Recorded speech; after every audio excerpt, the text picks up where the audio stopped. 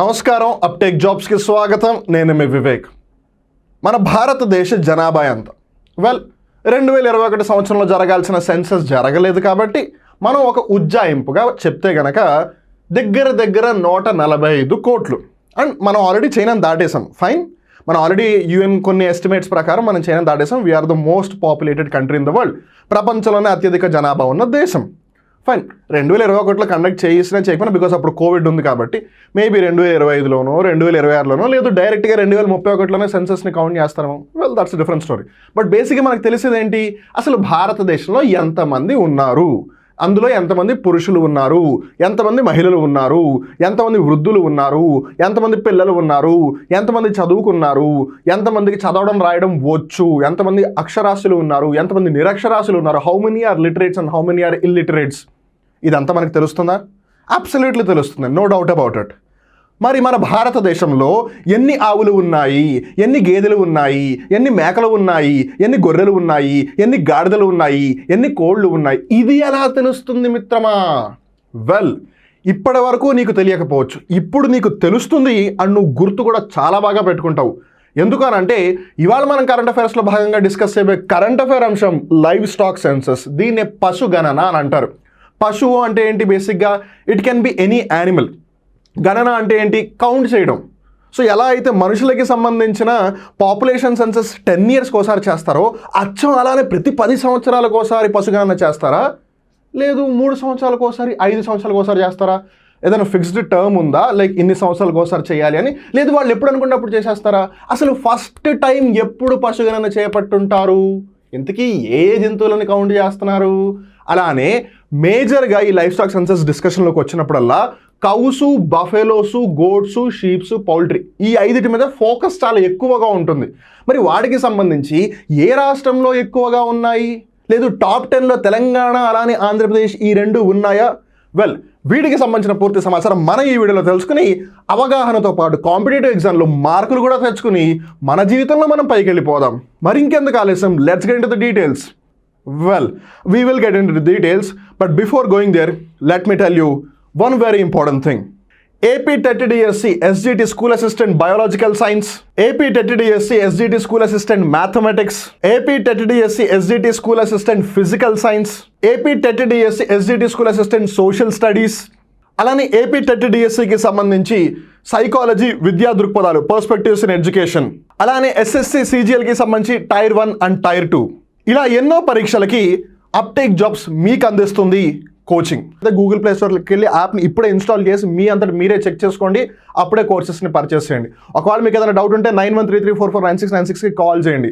ఏది ఏమైనా సరే మీ అందరూ కూడా ఇలానే సంతోషంగా ఉంటూ ఇంకో 10 మందిని సంతోషంగా ఉంచుతూ ఇలానే కష్టపడి చదువుతూ ఉండండి. బికాస్ కష్టపడకపోతే మీరు అనుకున్నది మీరు ఎట్టి పరిస్థితుల్లోనూ సాధించలేరు. So please do keep that in mind. So మీ అందరికీ కూడా ఆల్ ది బెస్ట్ చెప్తూ let's get to the details of 21st livestock census.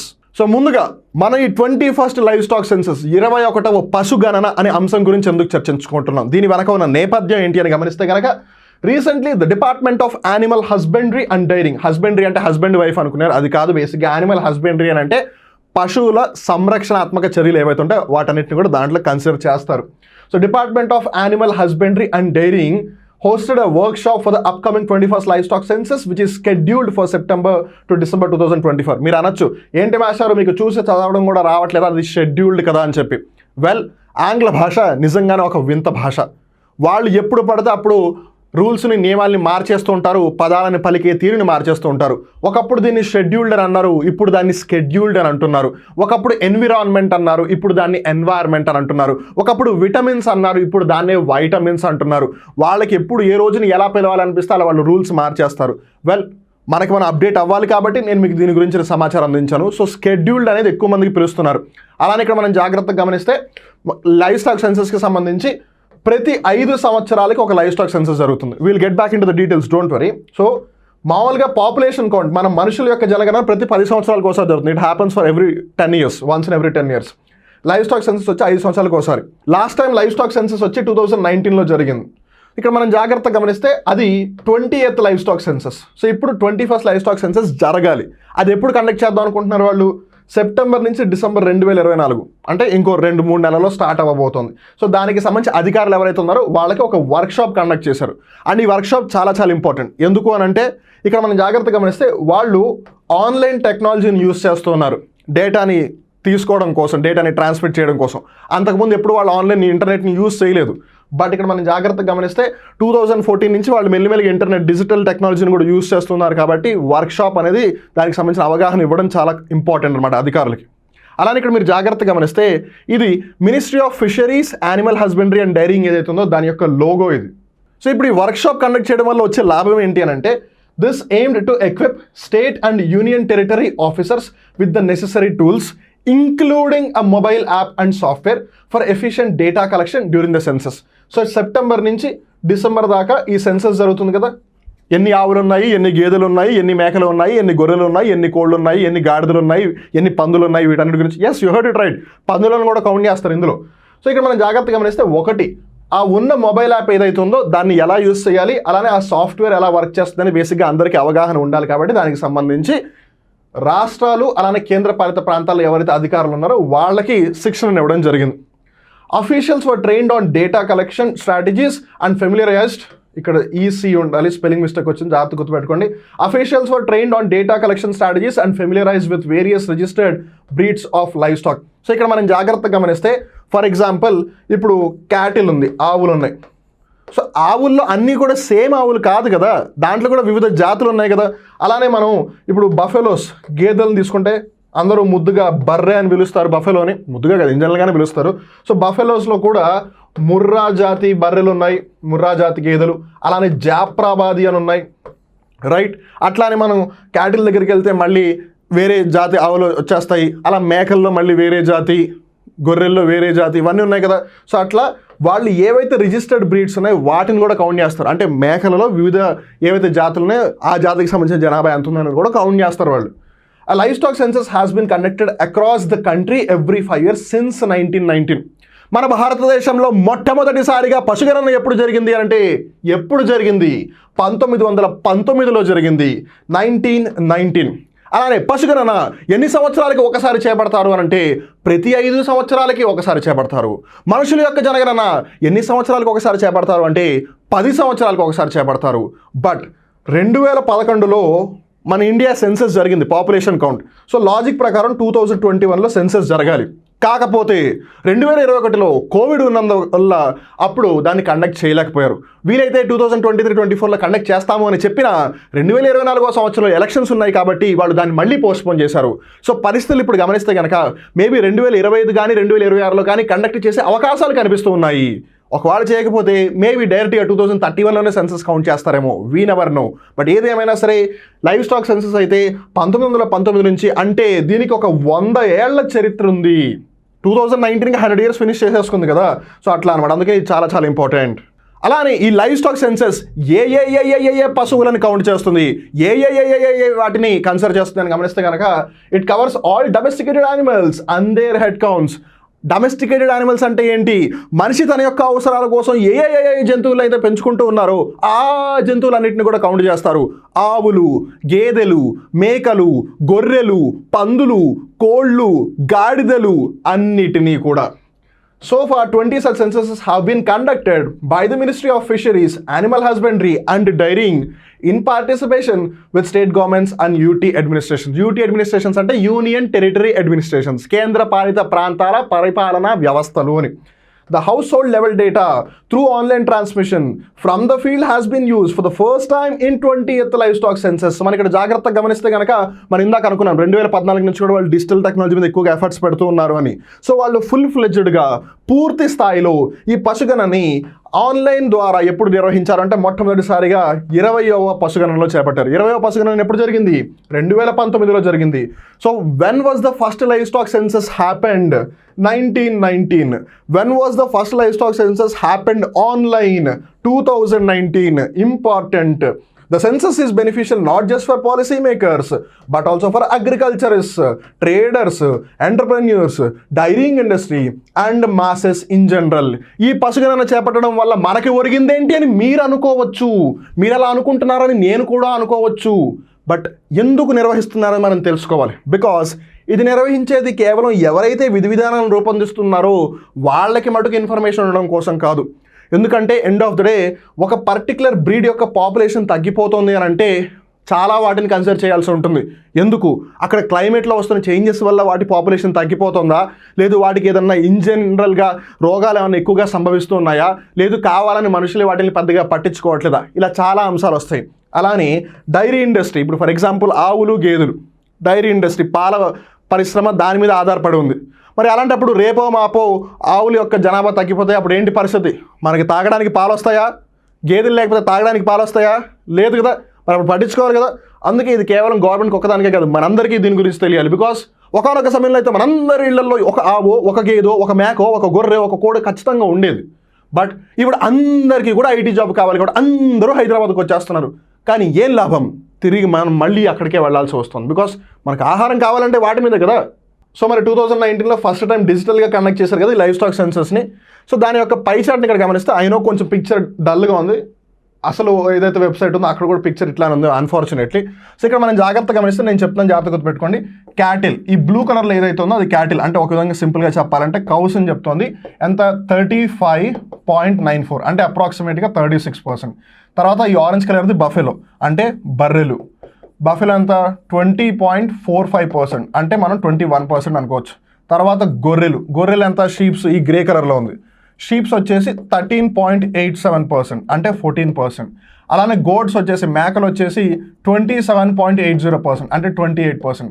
తర్వాత పందులు వచ్చేసి 1.69% అంటే దగ్గరగా 2%. ఇంకా మిగిలినవి గాడిదలు అవన్నీ ఉంటే అవన్నీ కూడా 0.23%లో ఉన్నాయి. సో ఇక్కడ మనం జాగ్రత్తగా గమనిస్తే ఆవులు ఎక్కువగా ఉన్నాయి, ఆవుల తర్వాత ఎక్కువగా మేకలు ఉన్నాయి, మేకల తర్వాత ఎక్కువగా బర్రెలు ఉన్నాయి, బర్రెల తర్వాత ఎక్కువగా గొర్రెలు ఉన్నాయి, గొర్రెల తర్వాత ఎక్కువగా పందులు ఉన్నాయి, పందుల తర్వాత ఎక్కువగా మిగిలిన జంతువులు ఉన్నాయి. ఇది 2019 ప్రకారం.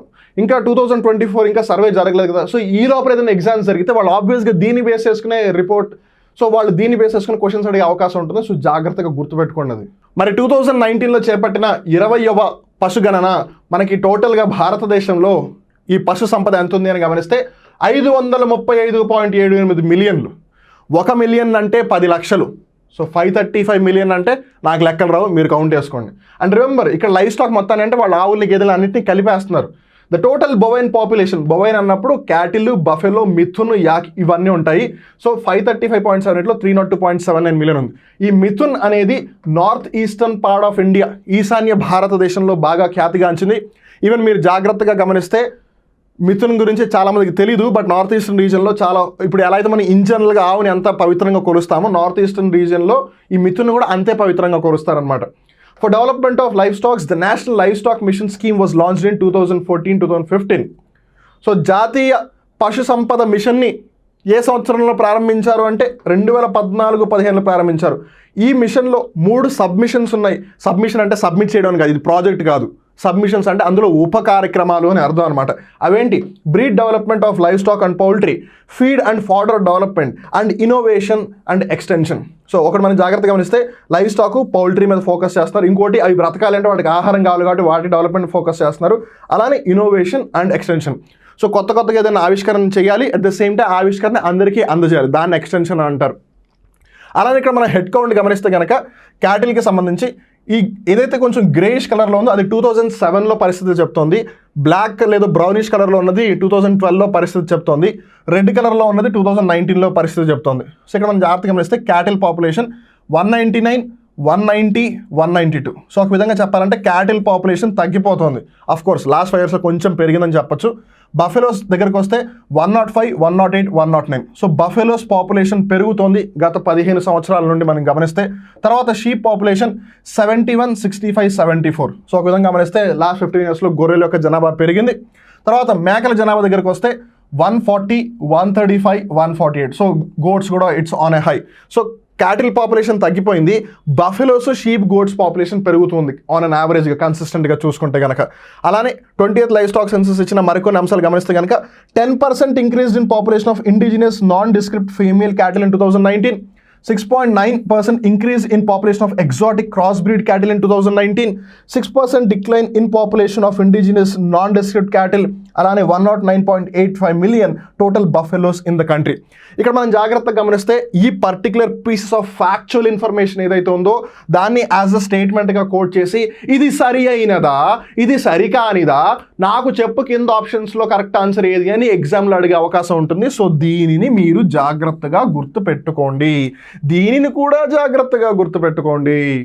సో మరి మన భారతదేశంలో 20th లైవ్ స్టాక్ గుర్తుపెట్టుకోండి, 21st లైవ్ స్టాక్ సెన్సస్కి సంబంధించి అది సెప్టెంబర్ డిసెంబర్ లోపల కండక్ట్ చేయాలనుకుంటున్నారు. దానికి సంబంధించిన వర్క్ షాప్ రీసెంట్గా జరిగింది కాబట్టి మనం దాని గురించి డిస్కస్ చేస్తున్నాం. బట్ ఆబ్వియస్గా మన దగ్గర ఉన్న పీస్ ఆఫ్ ఇన్ఫర్మేషన్ మొత్తం కూడా 2019లో జరిగిన 20th లైవ్ స్టాక్ సెన్సస్దే కదా. సో దాని ప్రకారం మనం వివరాల్లోకి వెళ్తే కనుక క్యాటిల్ యొక్క పాపులేషన్ చూడండి, ఇది 2012ది, ఇది 2019ది. 190, 192, బఫెలో 108, 109, షీప్ 65, 74. రిమెంబర్ ఇది మిలియన్స్లో ఉంది. So 1 million is 10 lakhs. So ఇప్పుడు డబుల్ డిజిట్ ఉంది కదా, దాన్ని బట్టి లెక్కేసుకోండి మీరు. గోట్ 135, 148, గోట్ పాపులేషన్ బాగా పెరిగింది 10.14%. షీప్స్ పాపులేషన్ బాగా పెరిగింది 14.13%. తర్వాత పందులు 10.29, 9.06. సో పందుల జనాభా తగ్గిందని చెప్పాలి. మిథున్ 0.30, 0.38, స్లైట్ అంటే పర్సంటేజ్ పరంగా చాలా ఎక్కువ 26.66, బట్ నెంబర్ పరంగా తక్కువే. తర్వాత యాక్ జడల బర్రె 0.08, 0.06 తగ్గిపోయింది బాగా. తర్వాత హార్సెస్ అండ్ పోనీస్ 0.63, 0.34, గుర్రాల జనాభా బాగా తగ్గిపోయింది. అలానే మ్యూల్ 0.20, 0.08, ఇది కూడా బాగా తగ్గిపోయింది. అలానే డాంకీ గుర్తుపెట్టుకోండి, మ్యూల్ అంటే కంచెర గాడిద, డాంకీ అంటే గాడిద. సో కంచెర గాడిదల జనాభా బాగా తగ్గిపోయింది, గాడిదల జనాభా కూడా బాగా తగ్గిపోయింది. అంటే బేసిక్గా మనకు అర్థమవుతుంది ఏంటంటే ఎలాగో మనుషులు గాడిద చాకరీ చేస్తున్నారు కాబట్టి గాడిదల అవసరం లేదనుకున్నారేమో, అందుకని గాడిదల జనాభా బాగా తగ్గిపోయింది. వెల్, నేను దాన్ని సర్కాస్టిక్గా చెప్పాను, ఎవరు పర్సనల్గా తీసుకోవద్దు. తర్వాత క్యామెల్ 0.40, 0.25, అగైన్ -37% గ్రోత్. సో టోటల్గా గమనిస్తే కనుక 512.06, 535.78. ఇందులో మేజర్ కాంట్రిబ్యూషన్ వచ్చేసి షీప్స్ అండ్ గోట్సే ఉంది. బట్ డిక్లైన్ పరంగా చూస్తే మనం ఇందాక గమనించాం కంచర్ గాడిదలు అలానే ఏవైతే ఒంటెలు ఉన్నాయో అలానే గుర్రాలు ఉన్నాయో వాటి యొక్క జనాభా బాగా తగ్గిపోయింది. అలానే లైవ్ స్టాక్ పాపులేషన్లో ఏ రాష్ట్రాలు ముందు స్థానంలో ఉన్నాయని కూడా ఎగ్జామ్లో ఖచ్చితంగా అడుగుతారు. అలానే ఇన్ జనరల్గా మనకు కూడా తెలియాలి ఏ స్టేట్లో క్యాటిల్ పాపులేషన్ ఇదంతా ఎక్కువగా ఉంది అని. సో ఇక్కడ మనం జాగ్రత్తగా గమనిస్తే ఏదైతే ఆరెంజ్ కలర్ ఉందో అది 2012ని డెపిక్ట్ చేస్తుంది, ఎల్లో కలర్ 2019ని డెపిక్ట్ చేస్తుంది. సో ఉత్తరప్రదేశ్ ఫస్ట్ ప్లేస్లో ఉంది మేజర్గా, తర్వాత రాజస్థాన్, తర్వాత మధ్యప్రదేశ్, తర్వాత వెస్ట్ బెంగాల్, తర్వాత బీహార్, తర్వాత ఆంధ్రప్రదేశ్, తర్వాత మహారాష్ట్ర, తర్వాత తెలంగాణ, తర్వాత కర్ణాటక, తర్వాత గుజరాత్. సో 1, 2, 3, 4, 5, 6. ఆంధ్రప్రదేశ్ వచ్చేసి 6వ స్థానంలో ఉంది. ఆంధ్ర 6 కొట్టింది, మహారాష్ట్ర, తెలంగాణ 8 కొట్టింది. సో ఇక్కడ మనం జాగ్రత్తగా గమనిస్తే తెలంగాణలో ఇంక్రీజ్ కనిపిస్తుంది మనకి క్లియర్గా 26 నుంచి 32. ఆంధ్రప్రదేశ్లో గమనిస్తే 29 నుంచి 34. సో గ్రోత్ పరంగా ఏపీ అలానే తెలంగాణ లైవ్ స్టాక్లో బాగా పర్ఫామ్ చేస్తున్నాయి. దీన్ని బట్టి మనకి ఏమర్థం అవుతుంది, డైరీ ఇండస్ట్రీ కానీ లేదు లైవ్ స్టాక్ బేస్డ్ ఇండస్ట్రీ కానీ ఆంధ్ర అలానే తెలంగాణలో బాగా డెవలప్ అవుతుంది. దీనికి గల వన్ ఆఫ్ ద కారణం ఏంటి అని అంటే non veg. So non veg ఇక్కడ మనం జాగ్రత్తగా గమనిస్తే షీపు, గోటు, పౌల్ట్రీ, సో ఇవన్నీ కూడా దాంట్లో మేజర్ కాంట్రిబ్యూటర్స్ కదా. అండ్ ఇండియాలోనే నాన్ వెజ్ని ఎక్కువగా కన్జ్యూమ్ చేసే రాష్ట్రాలు ఆంధ్రప్రదేశ్ అలానే తెలంగాణ. అలాగే ఇక్కడ మనం జాగ్రత్తగా గమనిస్తే చాలామంది ఇప్పటికీ కన్ఫ్యూజన్ అవుతూ ఉంటారు. మనం ఇన్ జనరల్గా మటన్ అని అంటూ ఉంటాం కదా. మటన్ మేకది కాదు, మటన్ గొర్రెది. Yes, you heard it right. మీరు ఒకవేళ మటన్ అని అన్నారు అంటే you are talking about the sheep's meat, not the goat's meat. మేక యొక్క మాంసాన్ని చవాన్ అని పిలుస్తారు, మటన్ అని కాదు. సో నెక్స్ట్ టైం మీరు మీ పిల్లల్ని కూడా ఒకవేళ ఏదన్నా మాంసపు దుకాణానికి తీసుకువెళ్ళినప్పుడు వాళ్ళకి క్లియర్గా చెప్పండి, మేక మాంసాన్ని చవాన్ అని అంటారు, గొర్రె మాంసాన్ని మటన్ అంటారు అని. తర్వాత వచ్చేసి పౌల్ట్రీ పాపులేషన్. సో కోళ్ల జనాభా మనం గమనిస్తే కనుక అన్నిటికంటే ఎక్కువగా తమిళనాడు ఉంది, తర్వాత ఆంధ్రప్రదేశ్ ఉంది, తర్వాత తెలంగాణ ఉంది, తర్వాత west Bengal, Maharashtra, Karnataka, Assam, Haryana, Kerala, Odisha. So second place Andhra, third place Telangana. So again మనకి ఇక్కడ జాగ్రత్తగా గమనిస్తే ఆరెంజ్ 2012ది, 2019 ఎల్లో కదా. సో ఇక్కడ మన జాగ్రత్తగా ఏపీలో చూడండి పౌల్ట్రీ పాపులేషన్ ఎంత డ్రాస్టిక్గా పెరిగిందో, 80.6 నుంచి 107.9. వెరాజ్ ఫస్ట్ ప్లేస్లో ఉన్న తమిళనాడు 170 నుంచి 120 వరకు వెళ్ళింది. సో బేసికలీ ఏపీలో కోళ్ల పెంపకం బాగా ఎక్కువగా జరుగుతుంది. మేబీ ఆ కోళ్లు పెంచినవి వాటన్నిటిని కూడా సంక్రాంతి కోడి పందాలకు తీసుకెళ్ళడానికి ప్రయత్నం చేస్తున్నారేమో. తర్వాత తెలంగాణ దగ్గర గమనిస్తే కనుక అంతగా పెద్దగా డెవలప్మెంట్ ఏమీ జరగలేదు. 80.8, 80.0, which means it is at stable. అంత స్టేబుల్గా ఉన్న still it is at third, అంటే ఎంతైతే డిమాండ్ ఉందో దానికి తగ్గట్టుగా సప్లై చేస్తున్నారో అని అర్థం. తర్వాత గోట్ పాపులేషన్ గమనిస్తే ముందు రాజస్థాన్, తర్వాత వెస్ట్ బెంగాల్, తర్వాత ఉత్తరప్రదేశ్, తర్వాత బీహార్, తర్వాత మధ్యప్రదేశ్, తర్వాత మహారాష్ట్ర, తర్వాత తమిళనాడు, తర్వాత జార్ఖండ్, తర్వాత ఒడిశా, తర్వాత కర్ణాటక. సో గోట్ పాపులేషన్లో, మేకల జనాభాలో ఇటు ఆంధ్రప్రదేశ్ లేదు, ఇటు తెలంగాణను లేదు టాప్ 10లో. మళ్ళీ షీప్ పాపులేషన్, గొర్రెల జనాభా దగ్గరకు వచ్చేస్తుంది. సో ఇక్కడ మనం జాగ్రత్తగా గమనిస్తే, సో పెద్దగా ఆబ్వియస్ తెలుగు రాష్ట్రాలు లేవు కాబట్టి, బట్ స్టిల్ మనం ఫస్ట్ రాజస్థాన్ గమనిస్తే కనుక 21.67, 20.84. అలానే వెస్ట్ బెంగాల్లో గోట్ పాపులేషన్ బాగా పెరిగింది, మధ్యప్రదేశ్లో బాగా పెరిగింది, మహారాష్ట్రలో కూడా బాగానే పెరిగింది. And obviously there is some stability over here.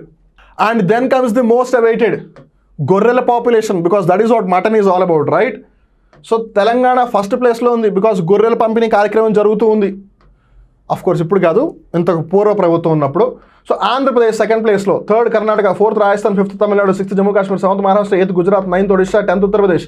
తెలంగాణలో 12.8 నుంచి 19.1, ఆంధ్రప్రదేశ్లో 13.6 నుంచి 17.6. రెండు తెలుగు రాష్ట్రాల్లో కూడా గొర్రెల జనాభాలో బాగా డ్రాస్టిక్ ఇంక్రీజ్ కనిపిస్తుంది. That clearly says that the government is putting too much efforts అని. సో ఇక్కడతో ఇవాళ current affair episode 21st livestock census అనే అంశం ముగుస్తుంది. ఐ నో మేబీ వీడియో కొంచెం ఎక్స్టెండ్ అయి ఉండొచ్చు, but end of the day మీ అందరికీ కూడా పూర్తి సమాచారం అందించాలి అన్న ఉద్దేశంతోనే we took time. And I hope it was a valuable and I hope it was worth your time అని నేను అనుకుంటున్నాను. ఈ వీడియోకి సంబంధించి మీరు ఏమన్నా చెప్పాలి అనుకుంటే హ్యాపీగా కింద కామెంట్ సెక్షన్లో చెప్పండి. ఒకవేళ ఈ వీడియో ఇంకో 10 మందికి షేర్ చేస్తే చాలా అద్భుతంగా ఉంటుంది, సమాజం బాగుపడుతుంది అని అనుకుంటే అస్సలు ఆలస్యం చేయకుండా ఇప్పుడే ఆ కింద ఉన్న షేర్ బటన్ నొక్కి వాట్సాప్లో షేర్ చేసేయండి. అలానే ఒకవేళ మీరు అప్టెక్ జాబ్స్ యూట్యూబ్ ఛానల్కి ఫస్ట్ టైం వచ్చినట్టయితే మర్చిపోకుండా ఛానల్ని సబ్స్క్రైబ్ చేసుకుని దాని పక్కన ఉన్న బెల్ బటన్ కూడా ప్రెస్ చేయండి.